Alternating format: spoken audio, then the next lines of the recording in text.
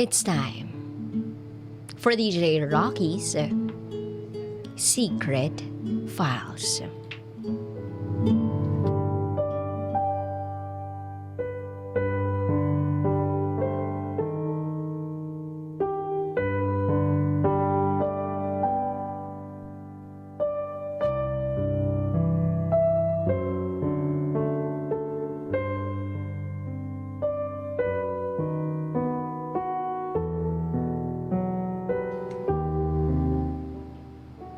Ang daming ayaw magka-baby.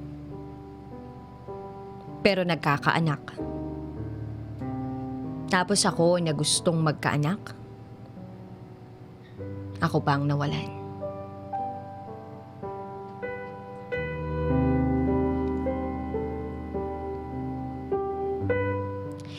Good afternoon, DJ Rocky. Naging bisyo ko na yung pakikinig sa inyo. Since team bahay yung drama ng buhay ko. Itago nyo na lang ako sa pangalang Ana. 28 years old. Ilocana. Tubong La Union. Sisimulan ko po ang secret file ko sa taong October 2018. Yan yung mga panahon na nalaman ko na buntis ako. Naalala ko pa yung pakiramdam na hindi ko ma-explain kung gaano ako kasaya noon. Ang tagal ko kasing pinagdasal yun. Worth it, kumbaga. Kahit na ang dami-daming nakapila sa ultrasound, halos lumabas ang puso ko sa galak nung nalaman ko na okay at may heartbeat yung pinagbubuntis ko.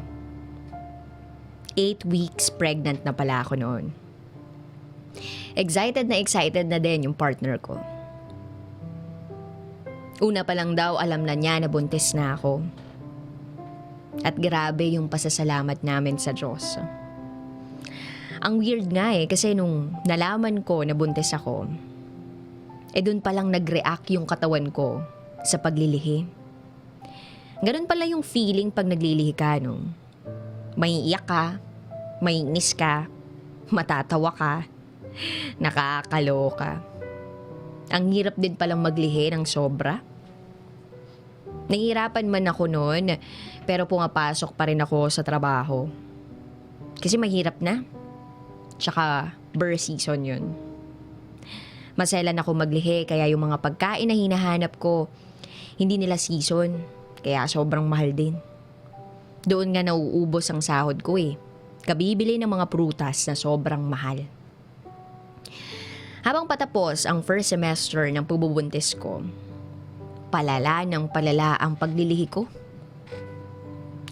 At napagdesisyonan namin ng partner ko na mag-resign na din at yung load ng trabaho kasi ay hindi ko na kinakaya. Nasa sales kasi ang trabaho ko noon. Since okay naman yung sinasahod ng partner ko, kaya namang tustusan yung pagbubuntis ko, nag-give way na ako sa partner ko. Since nasa same field kami, pinrioritize ko yung pagbubuntis ko. Eto rin kasi yung matagal na naming inaasam. Unang baby namin. Monthly ang check-up ko. Naka-private ako kasi gusto ko the best ang ibibigay ko para sa first baby ko. Sobrang saya ko din nung mapakinggan ko yung heartbeat ng baby ko. Ang lakas-lakas. Para siyang musika sa tenga ko na nakaka-addict. Kada buwan, iba-iba yung vitamins na nire-reseta ng OB-GYN ko. Minsan, 2 to 3 vitamins. Pati gatas, na hirap akong inumin noon at suka ako ng suka. Lumipas ang mga araw, kinabahan ako. Bakit nakakaramdam ako ng pagsakit ng pusod? Yung feeling na parang magkakaroon ka ng buwan ng dalaw. Ayun, nalaman na may UTI ako. Kaya inagapan namin para hindi ako duguin. Ang sensitive pala ng pagbubuntis. Konting sakit lang kinakabahan na ako. Lahat ng nararamdaman kong bago sa akin, ikinatatakot ko. Tapos minsan, hindi ko malaman kung alin yung normal sa hindi normal. Nakakatakot kasi baka mawala yung baby ko. Kaya lahat ginagawa ko para alagaan at maproteksyonan yung babing nasa tiyan ko. Pumupunta rin ako sa barangay at health center para magpa-check up. Pera pa yung check up ko sa ospital. Wala naman kasi mawawala sa akin pag pumunta ako sa barangay or health center. Libre naman lahat doon. Hindi ako nabobore sa bahay. Tapos matakaw ako. Tapos matakaw din ako sa tulog. Dumating ang 4 na buwan ng pagbubuntis ko. Ganun pa rin yung routine ko. Hanggang sa nag 5 months na ako.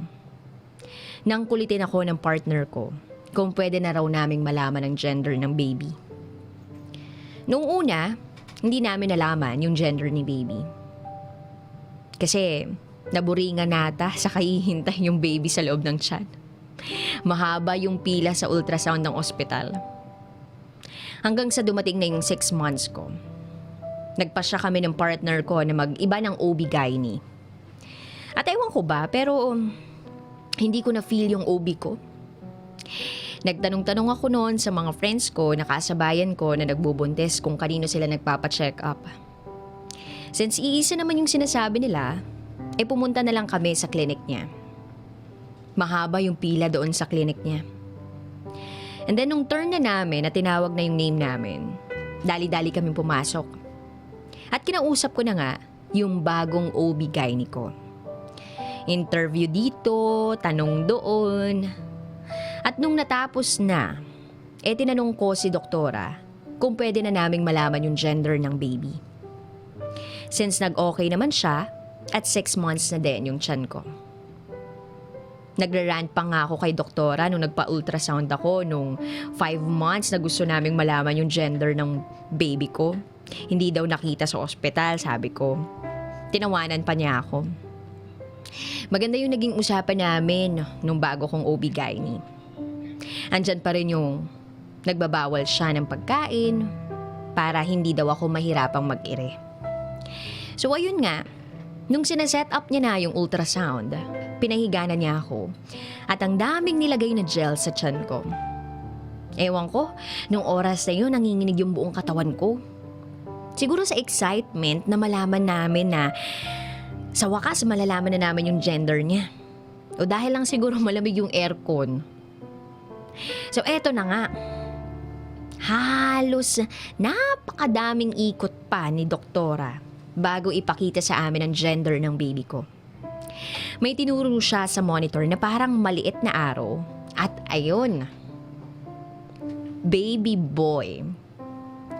Akala ko dun na matatapos ang lahat. Kaso, si doktora, panay pa rin ang tingin sa monitor na parang may ine-examine. Sabay sabi sa amin ng partner ko na may problema din sa baby nyo. Pagkarinig ko nun, yung kasiyahang nararamdaman ko napalitan ng kaba. Ano kaya yung problemang nakita ng doktora ko sa ultrasound ko? Sinave at pinrint niya yung ultrasound at in-explain niya sa amin. Ako naman, dali-dali kong pinunasan yung mga gel na nakalat sa tiyan ko. Bumangon at hinintay si doktora sa upuan niya. Halos mamatay sa kaba yung partner ko nung oras na yun. Nang matapos si doktora na i-print yung ultrasound, nag-explain na siya sa amin. At ito ang sabi niya. Base sa nakita ko sa ultrasound ng baby niyo, may napansin akong abnormality. Sabay turo sa 3 pictures ng ultrasound ko. Yung unang picture ko, sa puso niya. Second, sa baga niya. At yung pinakahuli ay sa may tiyan niya. Ang nakikita ko lang naman dun black and white. Pero mas malaki yung part na black kesa sa white. Pag black daw kasi sa ultrasound, ibig sabihin, too big siya. At yung mga white naman, yun yung mga nagde-develop na organs ng baby. Since mas malaki daw yung black part kung saan nagde-develop yung heart, lungs, at stomach ng baby, tubig daw yun. Pinapupunta ako agad ng doktora noon sa isang ospital kung saan merong congenital anomaly scanning. Dun sa congenital anomaly scanning, makikita talaga yung status ng baby ko from head to foot. Sabi pa ni doktora sa amin, kung tama ang hinala ko, merong tinatawag na fetal hydrops yung baby ninyo. I will tell you frankly, walang nagsusurvive na hydrops na baby. Pagkarinig ko noon, parang dinudurog na yung puso ko na parang halos ikamamatay ko na. Pinipigil ko yung iyak ko hanggang sa makaalis kami sa klinik niya. At di ko na kinaya, sa park na ako humagulgol. Wala akong pake kahit pagtinginan ako ng mga taong dumadaan doon. Yung sakit, sumasaksak sa puso ko. Galit na galit ako ng mga oras na yun. Paano nasabi ng doktora na hindi makakasurvive yung baby ko? Sigurado ba siya? At nararamdaman ko naman na okay yung baby ko. Nakakagalaw nga Nakakagalaw nga sa loob ng tiyan ko. Ang lakas-lakas nga Ang hirap-hirap maniwala. Hindi ko alam paano ako naiuwi ng partner ko nung oras na yon. Ang naaalala ko lang, umiiyak akong tumatawag kay mama. At sinasabi ko yung sinabi ng doktora. Umuwi agad si mama noon para damayan ako. Niyakap niya ako. At sabi niya, magpa-second opinion ulit kami. Kinabukasan, nagpunta kami kasama ng mama ko sa isang kilalang OB-GYN ng tita ko. At sinabi ko magpapa-second opinion kami. Pinakita ko lahat ng ultrasound ko. At dali-dali niya kaming pinakakuha ng congenital anomaly scan. And right there, confirmed na may fetal hydrops yung baby ko. Ang fetal hydrops po ay isang napaka-rare na condition ng baby na makikita sa second or third semester ng pagbubuntis. Usually, yung mga tinatamaan ng mga ganong case, yung mga mommy na 35 years old. Yung 2 to 3 parts ng katawan ng baby matubig or puno ng tubig. Takot na takot ako nung mga oras na yun. Hindi ko alam kung anong gagawin ko. Alam ko, ang lakas-lakas ng heartbeat ng baby ko sa ultrasound. Kitang-kita ko yung pagpitik. Paano magde-develop yung puso, baga, at tiyan niya kung mismo yung space na pinagde-developan nila puno na ng tubig. Gabi-gabi noon, nagmamakaawa ako sa Diyos. Nailigtas niya yung baby ko. O kaya, ibigay na lang sa akin kung ano man yung nangyayari sa kanya sa loob ko. Ang sakit-sakit. Pinilit kong maging matatag. Pinilit kong umiwas, na umiyak. Kasi ayokong ma-stress yung baby ko sa loob ko. Yung excitement na palitan ng takot at pangamba. At mga tanong kung bakit. Simula nung nalaman kong high risk ang pinagbubuntis ko, halos gawin kong bahay yung ospital. Pabalik-balik ako kahit anong paraan gagawin ko maging okay lang yung baby ko. Umaasa ako na baka sakaling maawa yung Diyos sa amin. Ang panalangin ko, sana ibalato mo na lang sa amin yung anak namin. Hindi ko naman siya ipababayaan eh. Aalagaan at mamahalin namin siya. Pero isang araw, nagpa-rest day yung partner ko. Bigla na lang ako natumba at nahilo. Yung pala tumataas na yung blood pressure ko. Niresetahan naman ako ng pampababa ng dugo. Pero ganun pa din. Yung itsura ko noon, hindi na maganda. Yung hita ko at yung paa ko, ang lalaki. Yung manas ko abot sa tiyan ko. Hindi na rin ako makagalaw. Kaya bandang hapon ng March 29, nag-emergency cesarean na. Kasi kailangan na daw ilabas yung baby ko. Kundi parehas na daw kaming mamamatay. Mamamatay kami parehas kapag pinilit ko pa. 6:30. Lumabas ang baby namin. Bangag man ako pero kitang-kita ko yung itsura ng baby namin. Siguradong sigurado ako na ikaw yun. Lunod na lunod ka, anak. At ang laki ng tiyan mo na maitim.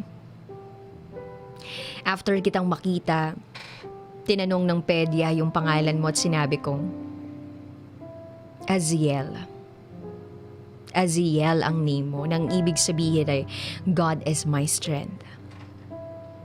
Savior naman ang ibinigay kong second name mo kasi gustong gusto kitang isave. 7:30 p.m. Nang magising ako sa recovery room ng ospital. Naaalala kita kaya nagtanong ako sa mga nurse. Sabi nila may pitik ka nung nilabas ko. Noong mga oras na yon, gustong gusto kong bumangon at pumunta kung nasan ka man. Gustong gusto kitang makita. Kaso, ayaw nila akong palabasin ng recovery room kasi mataas daw yung BP ko. Halos 7 hours na ako sa recovery room nang pinuntahan ako ng partner ko doon. At ang unang sinabi niya sa akin,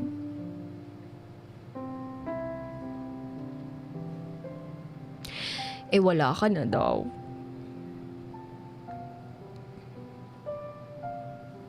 One hour ka lang daw pinairam sa amin. Natulog lang ako. Pero pagising ko, wala ka na. Ni hindi man lang kita nayakap. Ni hindi man lang kitang nabihisan. Hindi ko man lang nasabi na mahal kita. At higit sa lahat, hindi ko man lang naiparamdam sa'yo na mahal ka namin. Ang unfair ng buhay. Kay tagal kong hiningi. Kay tagal kong hiniling. Ibinigay niya pero binawi din niya agad. Hindi ko pa rin maintindihan kung bakit. Ang daming ayaw magka-baby pero nagkakaanak. Tapos ako na gustong magkaanak, ako pa ang nawalan. Ang dami-dami nagpapalaglag ng anak nila. Bakit hindi sa kanila ibinigay yung abnormality? Bakit sa akin pa?